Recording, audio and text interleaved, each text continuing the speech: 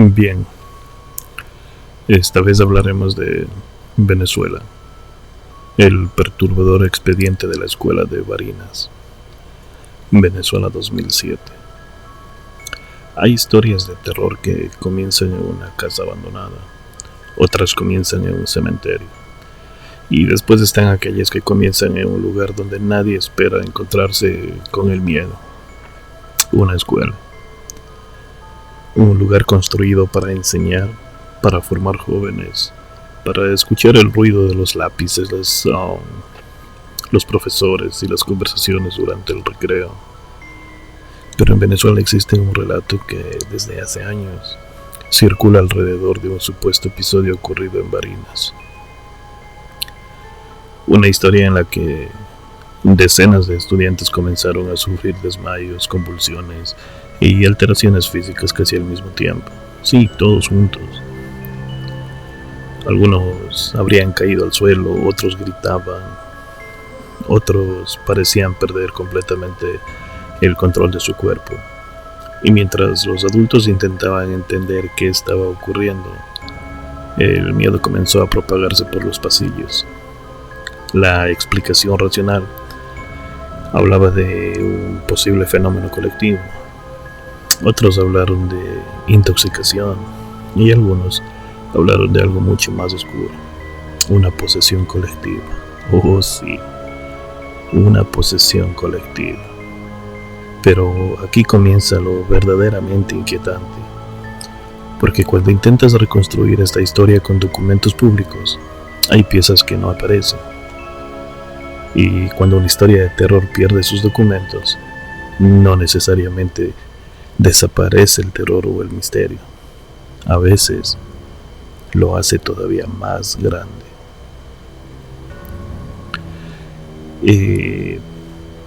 Pero, ¿qué pasó en ese día? ¿Qué cambió en ese día? Imagina una montaña cualquiera en Barinas, 2007.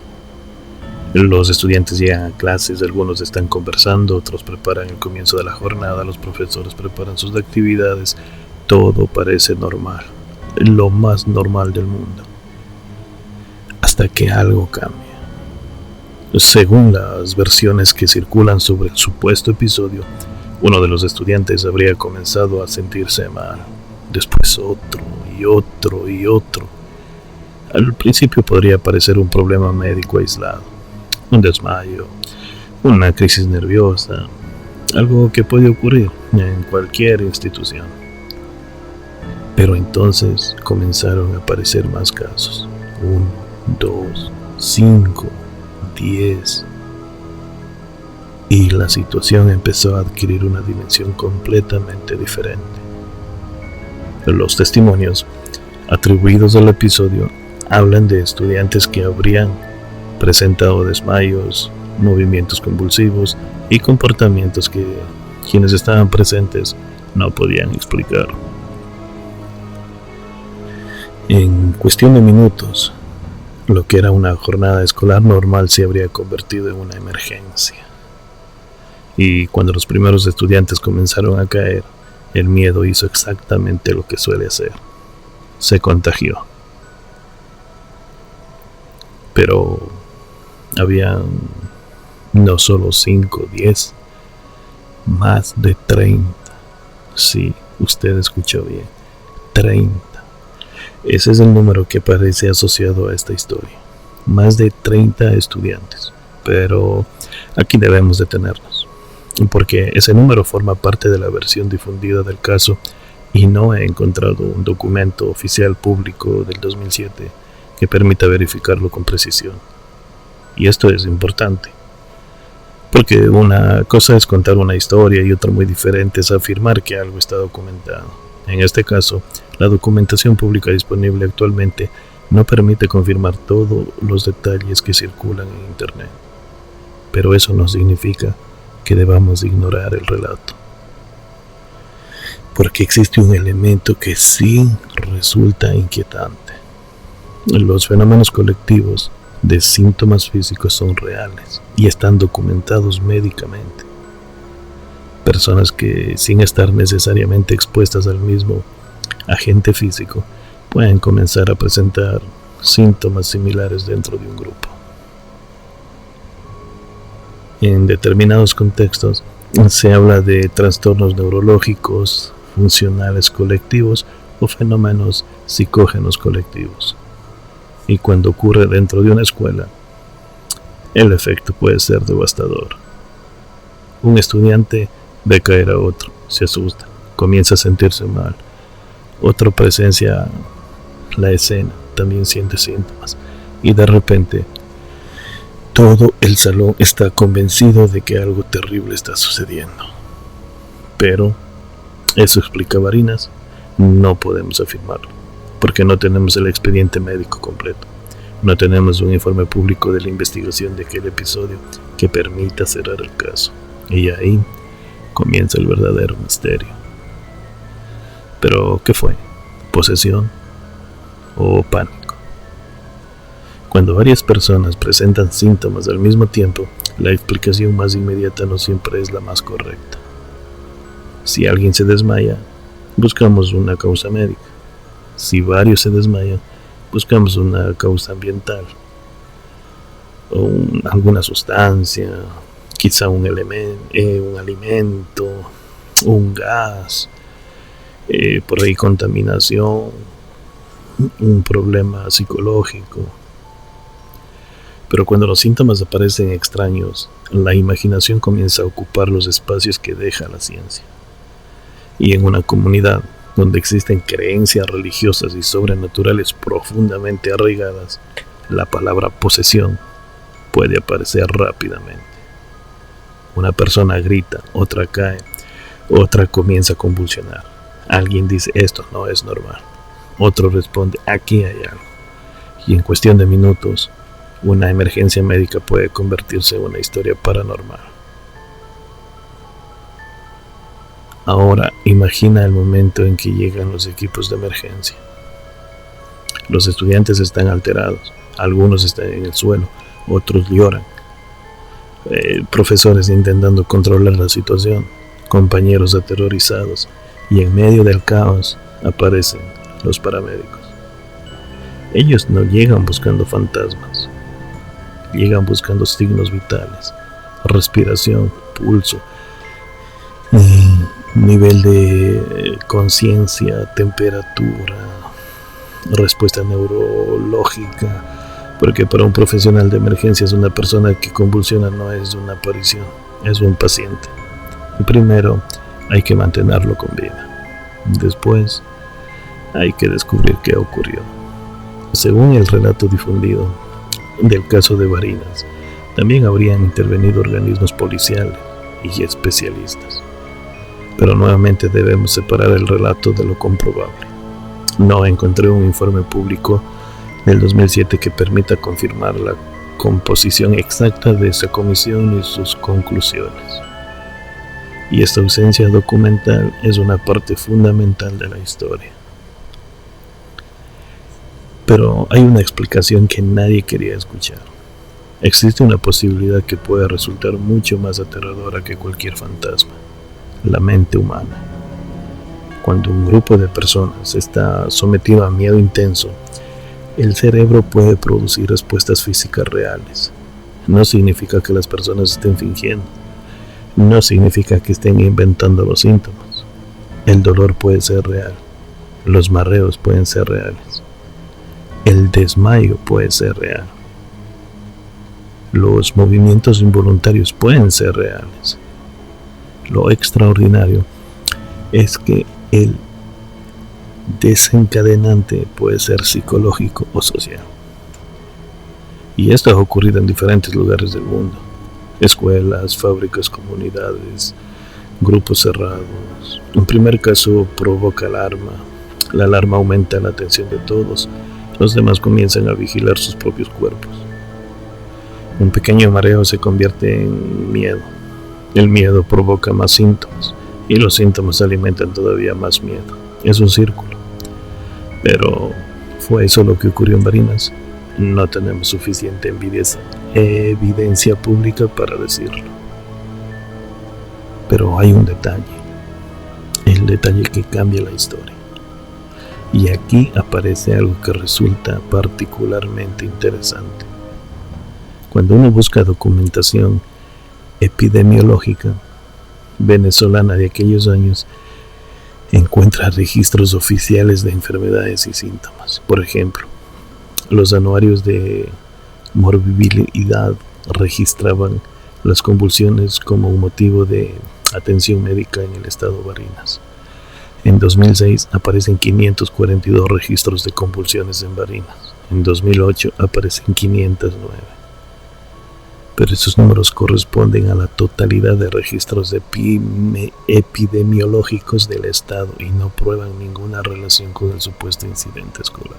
Es decir, tenemos documentos oficiales que demuestran que las autoridades sanitarias registraron este tipo de síntomas, pero no tenemos, al menos en las fuentes públicas que pude localizar, el documento que nos diga esto fue exactamente lo que ocurrió en aquella escuela de Barinas en 2007. Y eso es una diferencia enorme. Pero hay algo que hace que esta historia nos resulte todavía más perturbadora. Años después, Barinas volvería a aparecer en noticias relacionadas con episodios masivos de estudiantes afectados. En febrero del 2025, más de 30 personas resultaron afectadas en el Liceo Colinas del Llano. Los reportes hablaron de estudiantes y docentes con síntomas que incluían desmayos, convulsiones, vómitos, mareos y problemas respiratorios. El caso llegó incluso al ámbito judicial. 3 adolescentes fueron detenidos y puestos a disposición de la Fiscalía Octava del Ministerio Público, según reportes de prensa que citaban la actuación de las autoridades. Y meses después, en noviembre del 2025, sí, recién, el año pasado, cerquita, otro episodio afectó al Liceo Bolivariano 25 de mayo. Esta vez, los reportes señalaron 33 estudiantes y 4 docentes afectados. Los síntomas nuevamente incluían desmayos, dificultades respiratorias y convulsiones. Los pacientes fueron trasladados al Hospital Dr. Luis Racetti de Barinas y los organismos de seguridad iniciaron investigaciones. Estos casos son de 2025. Coinciden mucho con los casos del 2007, pero no son evidencia de que el episodio del 2007 haya ocurrido. Son simplemente un recordatorio de que los episodios colectivos de síntomas en instituciones educativas de Barinas no son una invención exclusiva de las historias paranormales. Pero entonces, ¿qué pasó realmente? Aquí llegamos a un punto muy incómodo. No sabemos. Y decir no sabemos puede ser mucho más honesto y mucho más inquietante que inventar una respuesta. Sí, ya sé. Usted estaba esperando escuchar un monstruo de 3 cabezas, una bruja que le captaron en cámaras volando, no sé, por ahí un fantasma captado en alta definición y esas cosas. Pues no pasó eso. Pero hay algo mucho más inquietante que inventar todas esas cosas. La versión paranormal dice posesión. La explicación psicológica podría hablar de fenómeno psicógeno colectivo. Una explicación médica podría investigar intoxicación, contaminación o exposición ambiental.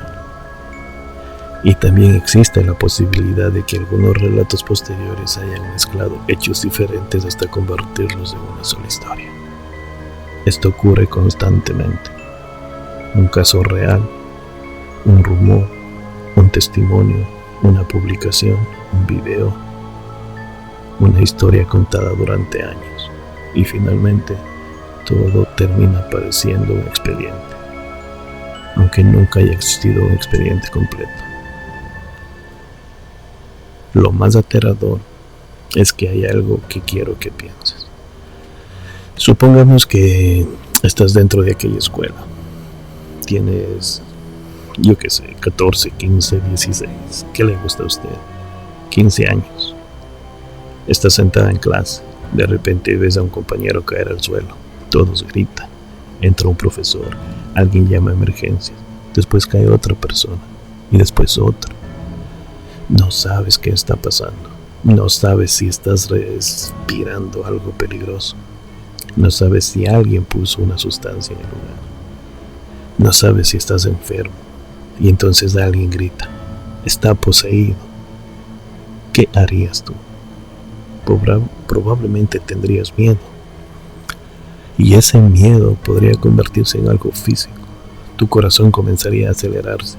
Respirarías más rápido. Sentirías mareos. Tus manos podrían temblar. Oh, sí, claro que sí. Y de repente podrías comenzar a sentir exactamente los mismos síntomas que acabas de ver. Eso no significa que estés loco, ni mucho menos. No, claro que no. Significa que eres humano. Sí, humano. Simple y llanamente.